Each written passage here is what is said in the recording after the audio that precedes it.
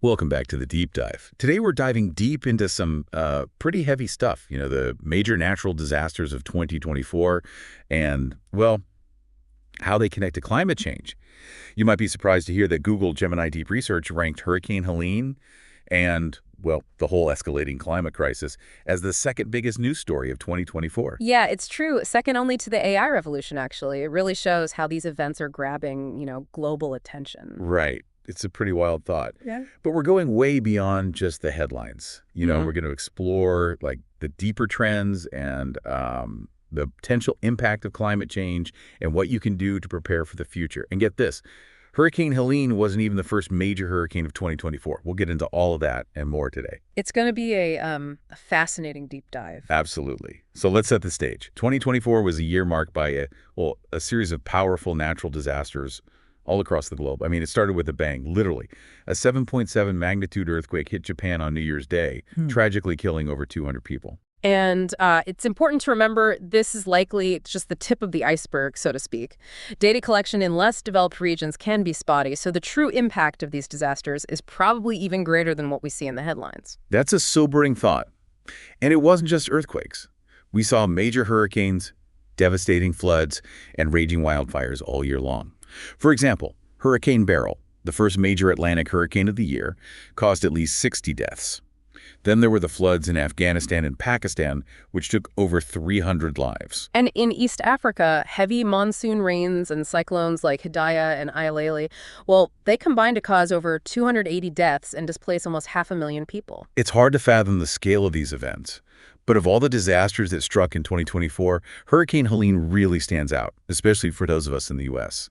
It made landfall in Florida on September 26th and caused chaos across 7 states, causing over 230 deaths.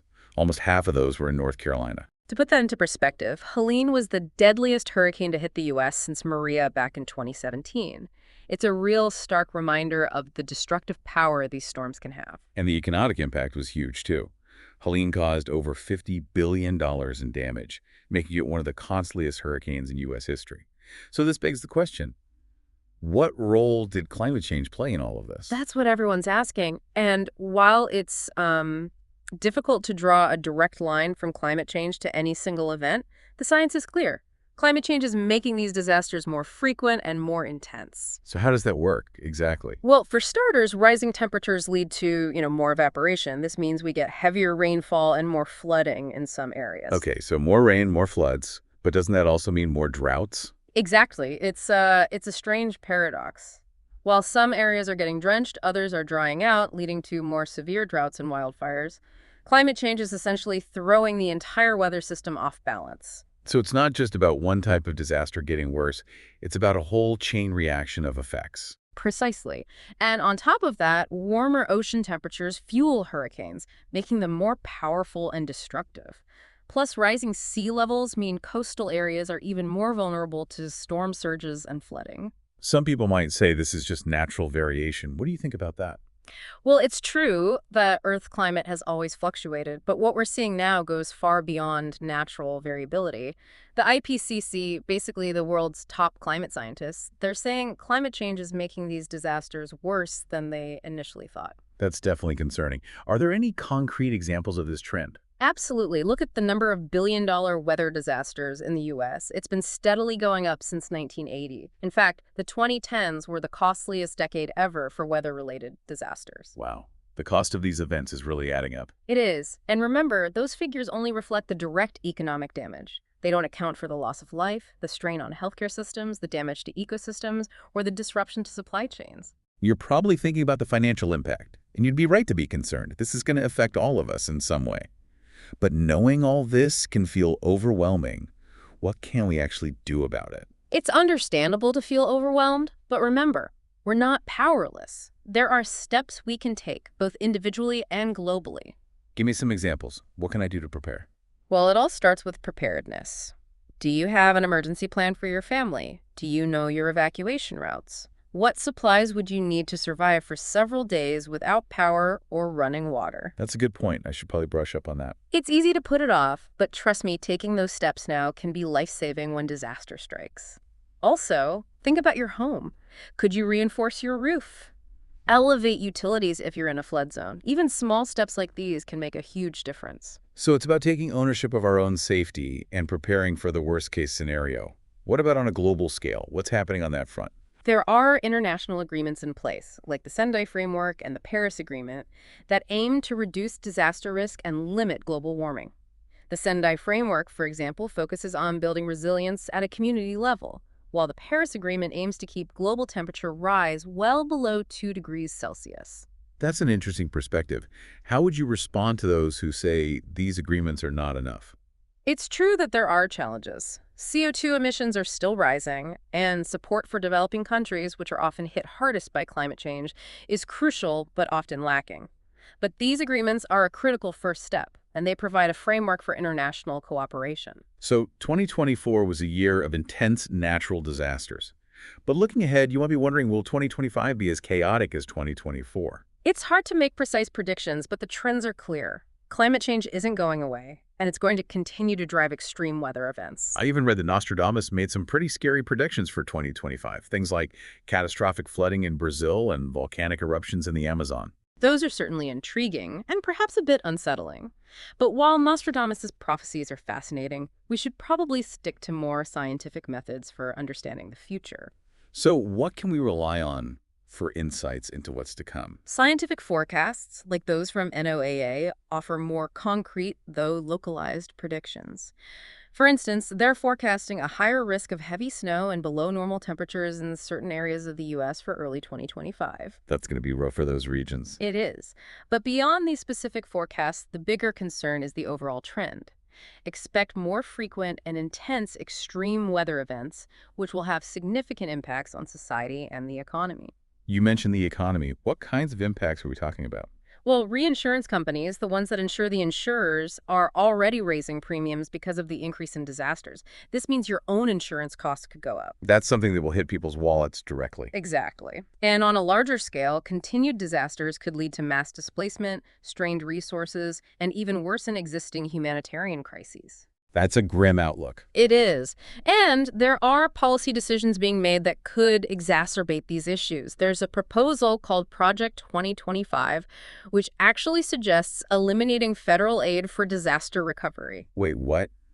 That sounds incredibly risky, especially for vulnerable communities. It is, and it raises serious questions about who will bear the burden of these increasingly frequent and costly disasters. That's a chilling thought. Are there any other patterns or trends that we should be aware of? One thing that's worth thinking about is the fact that certain states in the U.S. consistently face higher disaster costs than others. Why is that? And what can be done to address this disparity? Those are some great questions to consider. This has been an incredibly insightful deep dive so far, but I have to admit it's also a bit sobering. What are your key takeaways from all of this? I think the main takeaway is that 2024 was a major wake-up call. Climate change is a real and present danger, and it's already making natural disasters worse. But remember, we're not powerless. Preparedness is key, both individually and as a community. I completely agree. We need to be proactive, not reactive. So, for our listeners out there, what's one thing you would recommend they do differently to prepare for the next disaster?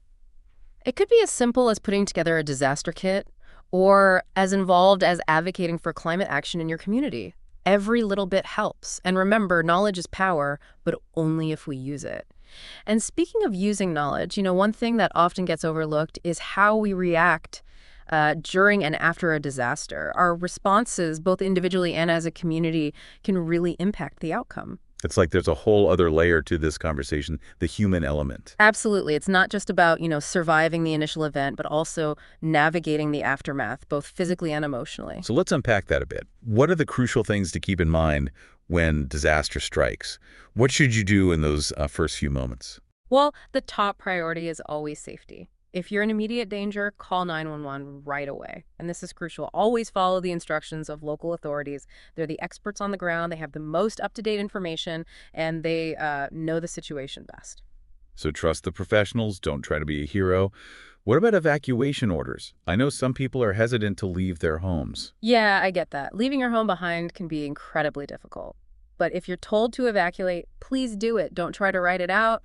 Take your disaster kit, unplug appliances, turn off utilities, and make sure someone outside the affected area knows where you're going. It's almost like having a safety checklist to run through. But what if you're told to shelter in place instead? What are the key things to remember in that situation?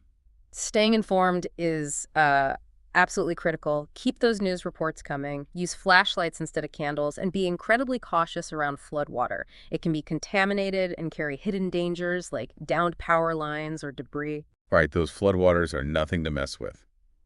So we've talked about staying safe during the disaster, but what about after the storm has passed? Where do you even begin to pick up the pieces? Well, it's important to approach the post-disaster phase with caution, and a level head. First, assess your surroundings. Carefully inspect your home for gas leaks, water damage, electrical problems, or sewage issues. If you find anything that looks dangerous, report it to the right authorities immediately. So it's a bit like being a detective looking for clues that might signal danger. Exactly. And remember, safety first. Don't attempt any repairs or cleanup that could put you at risk. What about getting help? I imagine there are a lot of resources available, but it can be overwhelming to know where to start. You're absolutely right. Reach out to agencies like FEMA or the Red Cross for help with things like, housing, food, medical care, and other essential needs. They're there to support you through the recovery process. That's good to know. Yeah. What about environmental hazards? Who should you contact about those? If you encounter spills or contamination, report them to the EPA right away. They have teams that specialize in cleaning up hazardous materials after disasters. It's amazing how many different organizations are involved in the recovery process. It really shows the importance of community support. Absolutely. And remember, community support isn't just about official organizations. Check on your neighbors, especially the elderly or those with disabilities. Lend a hand wherever you can. Disasters hit communities, not just individuals. Think about your own neighborhood. How would a disaster like this impact the people you know? That's a really important point. It's about coming together and supporting each other through the toughest times. And don't underestimate the emotional toll of these events. It's completely normal to feel overwhelmed, anxious, or even traumatized after experiencing a disaster. Yeah, it makes sense. These are incredibly stressful and sometimes life-altering experiences. Exactly. So talk to someone about how you're feeling, whether it's a friend, family member, or a professional counselor. And try to maintain a normal routine as much as possible. These small things can make a world of difference in coping with the emotional aftermath. Taking care of your mental health is just as important as taking care of your physical needs. It's all connected. Absolutely. And remember, recovery is a journey, not a destination. Be patient with yourself and with your community. It takes time to rebuild and heal. We've covered a lot of ground so far. We talked about the science behind climate change and natural disasters. We discussed preparedness, and we explored how to respond effectively during and after a disaster. What does this all mean for us going forward? What's the big takeaway? I think the key message is that we're living in a changing world, and we need to adapt. Climate change is a reality, and it's going to continue to shape our lives in profound ways. But it's not a hopeless situation. We have the power to make a difference through our actions, both big and small. It's a call to action. We're not just passive bystanders in this story. We can choose to be part of the solution. Exactly. We have a choice to make. We can either bury our heads in the sand and hope for the best, or we can rise to the challenge and build a more resilient future for ourselves and for generations to come. So if we want to be part of the solution, where do we even begin? I think the first step is understanding the problem. We've talked about the science behind climate change, but it's important to go deeper, to connect the dots between our individual choices and the global impact.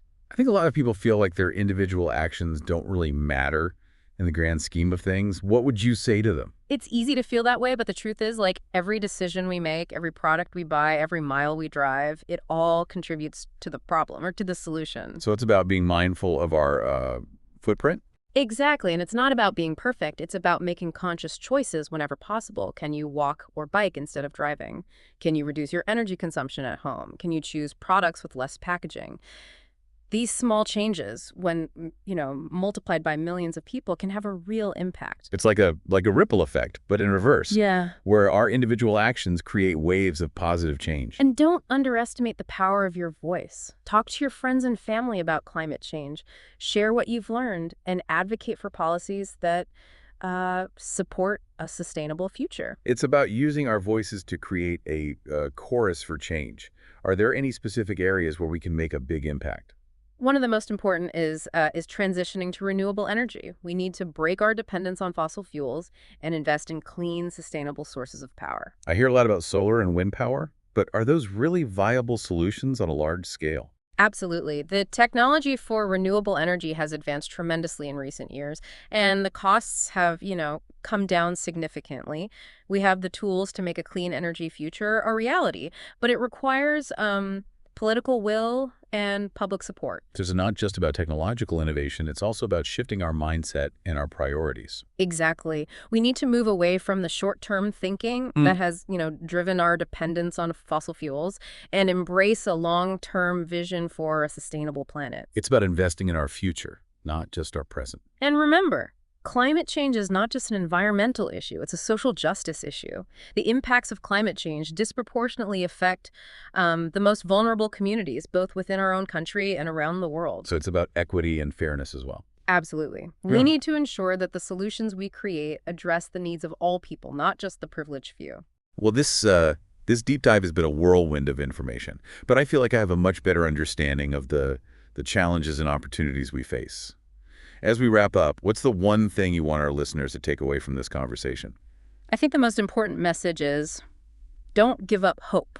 The challenges are real, but so are the solutions. We have the knowledge, the technology, and the human capacity to create a more sustainable and just future.